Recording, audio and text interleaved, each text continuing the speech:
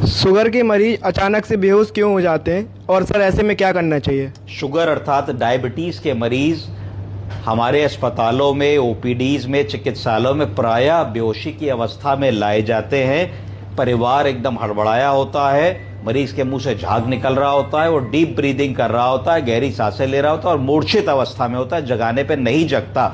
तो दिमाग में तुरंत ये बात आनी चाहिए कि क्या हुआ है, शुगर या तो बहुत ज़्यादा लो हो गई है या बहुत ज़्यादा हाई हो गई है। 90% चांस होता है कि शुगर लो हो गई होगी, इसको हाइपोग्लाइसीमिया कहते हैं। उसके लिए बहुत ही सरल सा टेस्ट है, तुरंत प्रिक मेथड से शुगर कर लीजिए ग्लूकोमीटर से, और अगर उनकी शुगर 50 से कम आई है तो इसका मतलब है कि उनका शुगर कम हो गया है, जिसको हाइपोग्लाइसीमिया कहते हैं। तुरंत हमें क्या करना होगा, एक आईवी लाइन स्टैब्लिश करनी होगी, इंट्रावेनस लाइन स्टैब्लिश करके 25% ग्लूकोज की ड्रिप लगानी होगी।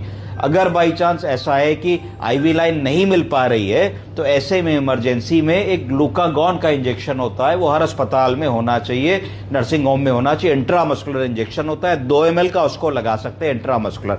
वो भी अगर उपलब्ध नहीं है हमारे पास तो घर में चीनी होगी, कोई रुमाल होगा, रुमाल को गीला कर ले, उसमें थोड़ी चीनी डाल लें, पोटली बना ले और पोटली बना करके गाल के अंदर के हिस्से में ऐसे ऐसे करके उसको रगड़ें। जब रगड़ेंगे तो गाल की सतह से चीनी एब्जॉर्ब होगी और एब्जॉर्ब होकर के ब्लड में मिलेगी, शुगर का लेवल बढ़ेगा और धीरे से मरीज अपनी आंख खोल लेगा।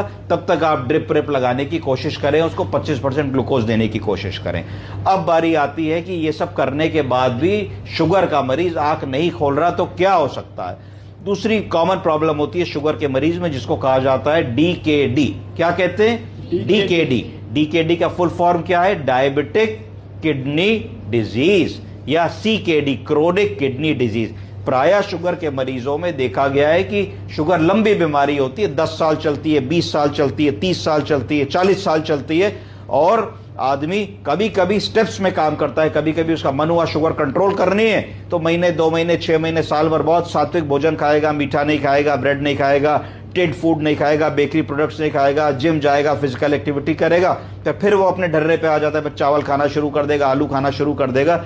इसको कहा जाता है ग्लाइसेमिक वेरिएबिलिटी। ग्लाइसेमिक वेरिएबिलिटी का मतलब है कि हम नहीं चाहते कि शुगर 80 से कम हो, हम नहीं चाहते कि शुगर 150 से ज्यादा हो, पर इस ग्राफ में चलती नहीं है बहुत दिनों तक। जब हम बहुत परिश्रम करते हैं तो चलती है, फिर हम लूज पड़ जाते हैं तो हम कोल्ड ड्रिंक पिया है चोरी से, चाय में चीनी पिया है चोरी से, आलू खा लिया, पकौड़ी खा ली, कचौड़ी खा ली, पार्टी में गए, बिस्किट खा लिया, केक खा लिया, पेटीज खा ली, तो शुगर 300 हो गई, 400 हो गई।